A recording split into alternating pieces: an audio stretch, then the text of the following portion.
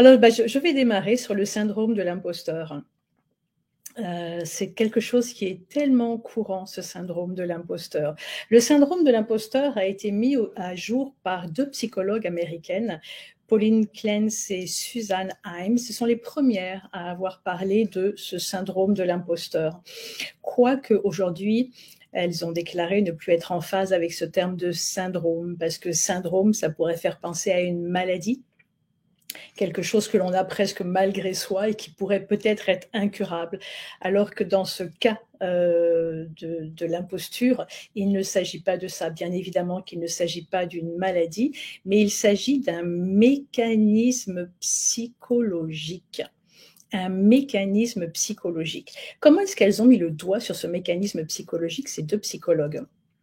C'était dans les années avant 1978, parce qu'en 78, elles ont publié leur livre sur le syndrome de l'imposteur.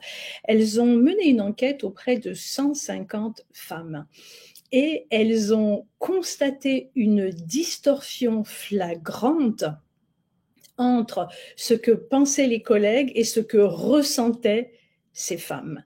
À savoir que l'entourage professionnel de ces femmes ne faisait que chanter leurs louanges tellement elles étaient compétentes. Par contre, elles-mêmes, quand elles étaient interrogées, leur ressenti intérieur, c'était de ne pas être à la hauteur et d'être dans l'imposture. Donc c'est ainsi qu'elles ont mis le doigt sur ce mécanisme psychologique dont on parle beaucoup, le syndrome de l'imposture. N'hésitez pas à commenter, vous qui êtes présents. N'hésitez pas à commenter, à faire un petit coucou et à commenter. Je pense que je peux voir vos messages. Donc, n'hésitez pas à commenter. Voilà, voilà. Et bonjour à vous tous. Donc, et dites-moi si vous reconnaissez dans ce syndrome de l'imposteur. Alors, c'est quoi ce syndrome de l'imposteur? Vous l'aurez compris, c'est un mécanisme psychologique et je vais revenir là-dessus. C'est en fait une manie de se dévaloriser, de se dénigrer. Et ça, c'est très problématique parce que c'est coûteux en énergie. Les gens qui vont vivre l'expérience de cette imposture vont déployer des stratégies qui sont très coûteuses en énergie, évidemment, et aussi en temps. Par exemple, quand on se sent dans l'imposture ou quand on sent qu'on n'est pas à la hauteur, eh bien, on va s'acharner au travail. On va travailler, travailler, travailler. Et une tâche qui ne réclamait qu'une heure de travail, eh bien, on va passer 10 heures pour être sûr de l'avoir peaufiné de partout et d'avoir rendu une copie propre et pas parfaite, en fait. Donc, ce syndrome de l'imposteur, quand on le vit, nous invite à travailler, travailler, travailler, à se tuer à la tâche, ce qui amène souvent au burn-out. Ce syndrome de l'imposteur aussi nous invite à poser des masques sur notre visage. Ça veut dire quoi poser des masques? C'est-à-dire qu'on va garder à l'intérieur nos peurs, nos doutes, nos intimidations. Et par contre, on va jouer une certaine posture, on va mettre un masque sur notre visage pour que les autres pensent qu'effectivement on est bien à notre place. Ça aussi, c'est très coûteux en énergie. Et donc, on va répondre aux autres en fonction de ce qu'on pense qu'ils veulent qu'on leur réponde. Mais on ne va pas leur répondre ce que nous, on souhaiterait leur répondre. Et ça crée une distorsion, ça crée des dissensions à l'intérieur, une dissonance qui crée un mal-être aussi. Une autre stratégie, la troisième des stratégies, ça peut être également de passer par, on va appeler ça un peu de la séduction. Comme on pense qu'on n'est pas à la hauteur, eh bien on va trouver d'autres chemins pour essayer de faire profil haut par rapport à la fonction, au poste ou au rôle que l'on joue.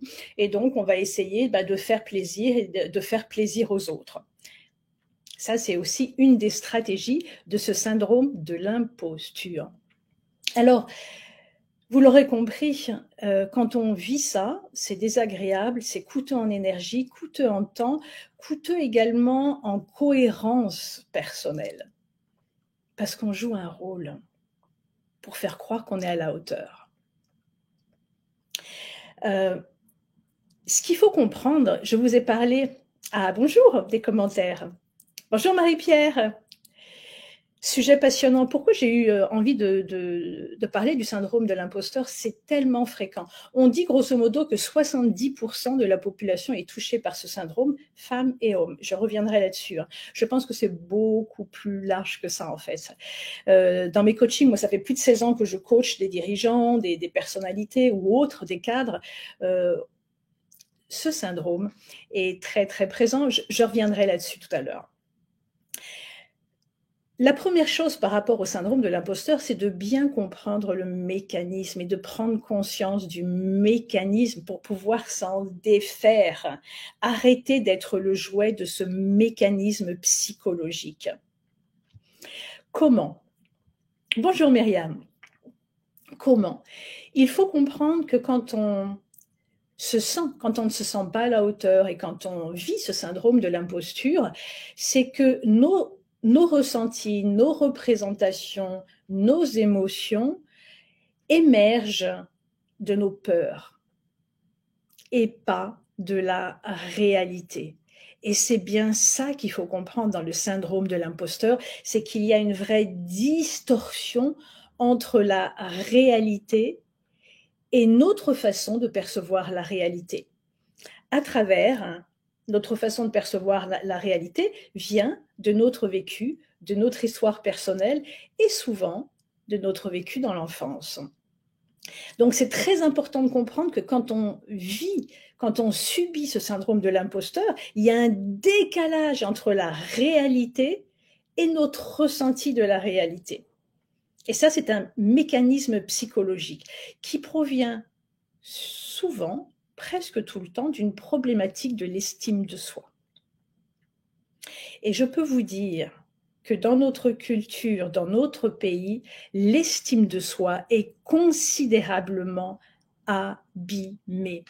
Même chez les gens qui se comportent d'une façon confiante, l'estime de soi, très souvent, est très abîmée. Et c'est elle qui crée cette distorsion. Alors, ce que j'aimerais pour moi, le plus important à comprendre sur cette problématique, c'est qu'elle est contextuelle. C'est-à-dire que vous n'êtes pas, paradoxalement, vous n'êtes pas à l'origine de cette distorsion. Pour moi, c'est tout un système et c'est toute une culture qui fait qu'on éprouve ce sentiment. Les choses changent, mais pas suffisamment. Nous avons un système éducatif et une culture qui est encore beaucoup dans la réprimande. Et souvent, sur les bulletins scolaires, on nous écrit textuellement, ou c'est ce qui est inscrit à travers les commentaires, c'est « peut mieux faire ». Est-ce que ça vous parle, ça? Peut mieux faire. Peut mieux faire. Bref, tout au long de notre scolarité à travers ce système éducatif, on apprend qu'on n'est pas assez. Et parfois, les parents eux-mêmes se font le véhicule de ce message. Tu n'es pas assez. Tais-toi, reste à ta place, sois sage, sois gentil. Ne parle pas. Terrible commentaire, exactement. On subit tellement d'injonctions qu'effectivement, après, l'estime de soi est abîmée et donc on a du mal à comprendre qu'on nous donne ce poste, on nous donne cette promotion, on nous donne cette responsabilité ou ce rôle. Bah oui, parce que pendant des années et des années et des années et des années, on nous a comparé, on nous a dit qu'on n'était pas assez, on nous a demandé de nous taire, etc. Donc il y a tout un système qui nous a construits pour vivre ça, en fait. Je ne dis pas ça pour vous déresponsabiliser, mais pour comprendre la source de ce mal qui ne vient pas en vous, parce que quand vous êtes né, ce n'était pas du tout ce que vous pensiez de vous. Il n'y avait pas ce poison insidieux en vous. C'est après que c'est venu, à travers le discours des autorités, professeurs, entraîneurs, parents, autres figures d'autorité, qui nous rappellent sans cesse qu'on n'est pas assez. Mais si on nous avait dit « c'est beau, c'est bien, voilà ce que tu as fait, c'est bien, par contre peut-être que là tu peux t'améliorer », si on avait tenu un discours encourageant, si on nous avait rappelé là où étaient nos forces, nos atouts, nos talents, on ne se serait pas construit comme ça. Dans les coachings ou les formations que je peux faire en entreprise, je travaille notamment sur la parole. Depuis plus de 16 ans, je coach au sein des entreprises et c'est incroyable. Et il y a des personnes qui ont un parcours professionnel de 20 ans, de 25 ans, ils ne savent toujours pas ce que valent leurs prises de parole en public parce que personne ne leur a fait de retour. On leur a jamais dit « Waouh, c'est bien » ou « Ça, c'est bien » et ça, peut-être, tu peux le travailler. Il n'y a pas ces retours-là. Bref, dans le syndrome de l'imposteur, il faut comprendre que c'est un mécanisme psychologique qui trouve sa source dans une estime de soi abîmée et par rapport à des injonctions qu'on a subies quand on était gamin et encore et encore et encore. Et donc, on se recroqueville. Et après, on arrive dans ce monde adulte, on prend des responsabilités professionnelles et on est à l'intérieur toujours recroquevillé.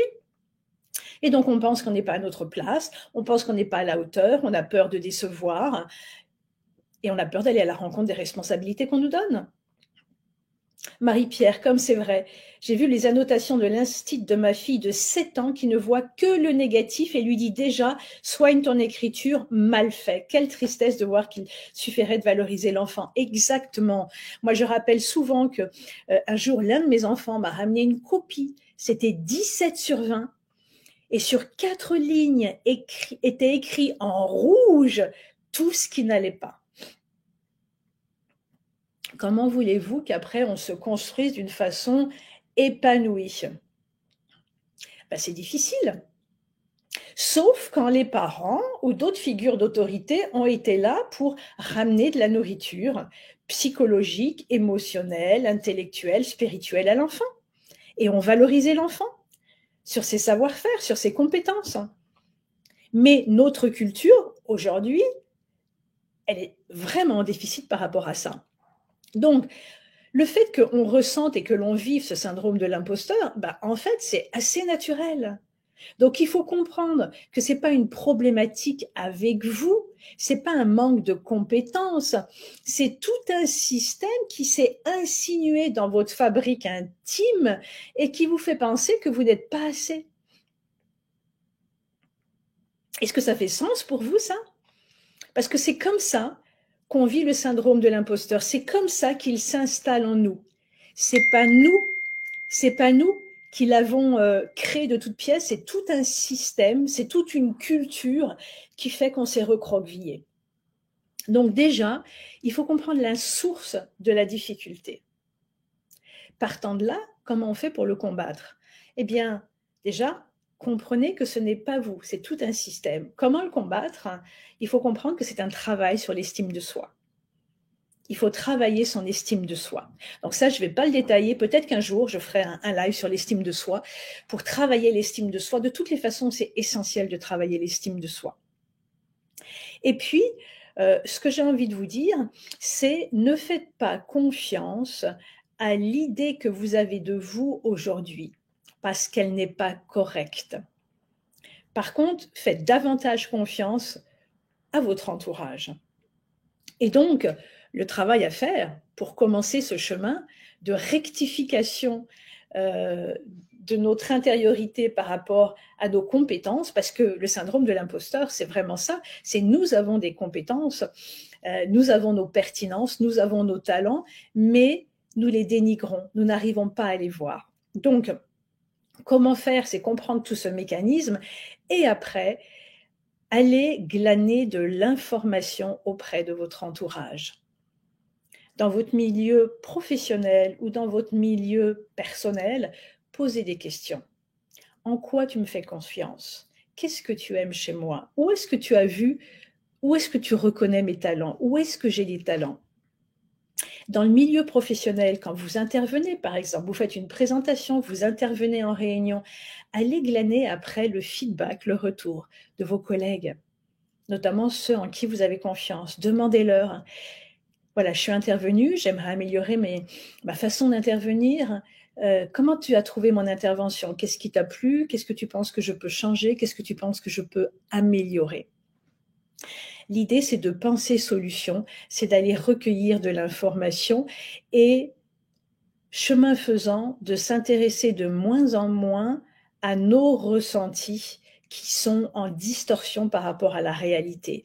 Donc, c'est arrêter d'être dans la peur et dans l'estime de soi abîmée et aller à la rencontre de l'information réelle et objective. Est-ce que ça vous parle, tout ça? N'hésitez pas. Si vous avez des questions ou des commentaires, n'hésitez pas. Donc, comprendre que vivre ça, c'est pas une problématique avec vous, c'est tout un système et une culture française de la réprimande, du tu peux mieux faire, qui s'est infiltré en vous. D'accord? Vous ne manquez de rien en fait. Vous ne manquez de rien. Par contre, il faut comprendre que vous avez mis au point des stratégies pour pallier à ce mécanisme psychologique, parce que vous pensiez que vous n'étiez pas assez. Donc, il y a trop de travail, il y a des masques, il peut y avoir de la séduction ou du faire plaisir pour compenser. Et donc, déjà, ces stratégies, évitez de les nourrir. Et osez vous révéler davantage vous-même. Et posez des questions, adressez-vous à votre entourage, questionnez-le pour avoir de l'information et faites davantage confiance à la formation qu'on va vous donner qu'à vos ressentis propres qui sont issus de votre histoire personnelle et de tout ce qui s'est infiltré à travers l'éducation, que ça vienne du système éducatif ou parental ou ailleurs, des éducateurs. Est-ce que ça vous parle tout ça? Est-ce que ça fait sens? L'idée, c'est vraiment de se débarrasser le plus tôt possible de ce syndrome de l'imposteur parce que c'est coûteux en termes d'énergie et en termes d'estime de soi. Et c'est bien dommage parce que c'est pas conforme à la réalité. Parce que dans le syndrome de l'imposteur, vous allez voir que l'entourage et les gens vous reconnaissent vos compétences. Elles ne sont pas mises en doute. Les gens reconnaissent votre pertinence, vos apports et votre valeur. Donc, allez écouter ce discours pour déconstruire un discours interne qui est issu d'une non-réalité, de peur et d'injonction vécues dans l'enfance. Est-ce que ça fait sens pour vous tout ça ou pas? N'hésitez pas, hein, si vous avez des questions, des commentaires, n'hésitez pas, je suis là également pour répondre à vos questions et vos commentaires. Et merci Marie-Pierre et Myriam pour vos commentaires. Merci beaucoup, beaucoup, beaucoup.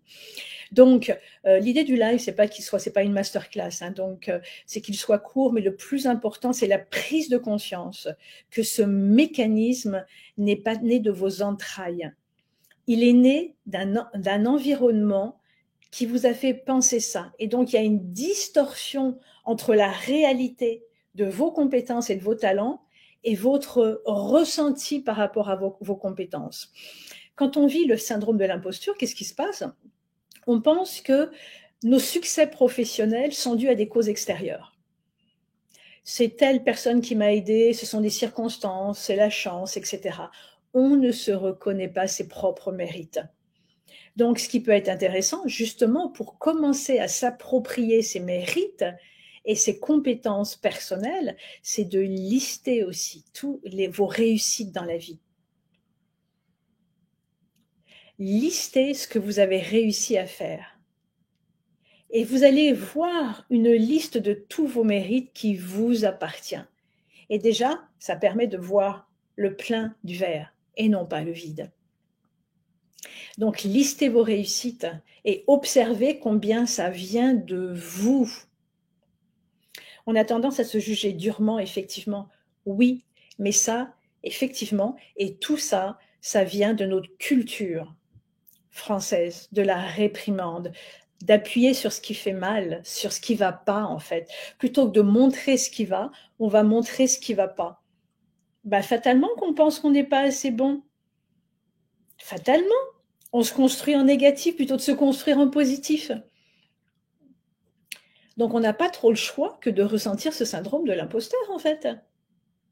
Mais quand on comprend le mécanisme, on peut commencer à le défaire et se réapproprier nos talents, nos compétences, etc. Alors, j'aimerais quand même ajouter que pour les femmes, il y a une problématique supplémentaire. Donc, je ne vais pas en parler trop longuement, mais il faut quand même comprendre que Les hommes ont eu des rôles modèles, les femmes beaucoup moins. Ça change, mais c'est pas encore. On n'a pas eu de femme présidente de la République, donc effectivement, une femme qui pourrait avoir ce désir va se dire ah mais je suis pas à la hauteur, j'y arriverai pas. La preuve, il n'y a jamais eu de femme, donc c'est pas possible pour une femme. Donc pour la femme, il faut comprendre qu'il y a un poids historique qui ne fait qu'aggraver cette situation. Et d'ailleurs, il y a beaucoup d'études qui nous révèlent que, alors je ne sais plus quels sont les chiffres exacts, mais quand on propose une promotion à une femme, enfin quand on propose déjà une promotion à un homme, grosso modo, quand l'homme se sent prêt à 50-60%, il va dire OK. Une femme, elle a besoin de se sentir prêt à 120-130%. Les chiffres ne sont pas exacts, mais grosso modo, c'est la dynamique en place. Donc il y a un poids culturel pour la femme, un poids supplémentaire. Il faut comprendre que là aussi, c'est pas de notre fait, c'est un poids historique. Et c'est ainsi qu'on recouvre notre estime de soi et notre capacité à transformer tout ça. Myriam, un cercle vicieux s'installe, plus on s'implique, plus on peut douter. C'est-à-dire, plus on s'implique, plus on peut douter, Myriam. Parce que l'idée, justement, dans toute transformation de mécanismes et de mécanismes psychologiques, c'est justement de sortir du cercle vicieux pour rentrer dans le cercle vertueux. Le cercle vicieux, c'est de continuer à penser « je ne suis pas capable, j'y arriverai pas, je ne suis pas à la hauteur ». Et rentrer dans le cercle vertueux, c'est « ok, maintenant, je vais reconnaître que j'ai des compétences, je vais m'attribuer mes succès ». Et donc déjà, je vais demander à mon entourage, là où ils me reconnaissent des qualités, là où ils ont confiance en moi, là où ils m'ont vu performer, là où ils ont vu que j'étais à mon meilleur. Et rien que d'entendre tout ça, déjà, le verre va se remplir. Et après, c'est à vous de vous l'approprier. Est-ce que ça va pour vous tout ça? C'est un sujet passionnant. Je vous l'ai dit, hein, on dit aujourd'hui qu'à peu près 70% des personnes vivent ce syndrome de l'imposteur. C'est culturel. C'est pas vous qui êtes né avec cette difficulté ou cette fragilité. C'est pas vrai du tout. C'est culturel. Et quand on comprend ça, on peut se relever plus facilement. D'accord? Comprendre ce mécanisme psychologique qui fait qu'on attribue nos réussites à l'extérieur, à l'autre, aux circonstances, à la chance, etc. Mais c'est pas vrai du tout. Et donc, pour vaincre et combattre et vaincre ce syndrome de l'imposteur, c'est redevenir le titulaire de nos succès, redevenir la force créatrice de nos succès. Et là, on rentre dans le cercle vertueux. Et comment on le fait? En écoutant davantage les autres, en allant à leur rencontre et en leur demandant ce dont je vous ai parlé, leur demander de nous rappeler, alors c'est pas évident, mais il faut le faire, c'est important. On peut le faire de soi à soi et lister tous les succès, toutes les victoires qu'on a pu avoir et après aller demander à l'entourage, que ce soit pro ou perso, où est-ce qu'ils nous ont vu performer, où est-ce qu'on a été bon, les succès, ce qu'on fait bien, nos talents. Et ça nous permet de faire une mise à jour pour nous approprier nos succès. Voilà les amis. C'est un sujet passionnant. Si vous avez des questions ou autres, n'hésitez pas à me contacter. Je suis là aussi pour ça. C'est mon travail d'accompagner les gens sur ces thématiques. Merci d'avoir été là. Merci pour vos commentaires. Merci pour vos questions. Je fais des lives 2 fois par mois. N'hésitez pas à revenir. Merci pour votre présence. Réécouter le replay. Se sortir du syndrome de l'imposteur, c'est plus facile qu'il n'y paraît. Et la vie est tellement plus agréable et plus facile. Donc, je vous invite effectivement à sortir du cercle vicieux pour rentrer dans le cercle vertueux. Merci pour votre présence. Belle journée. À bientôt.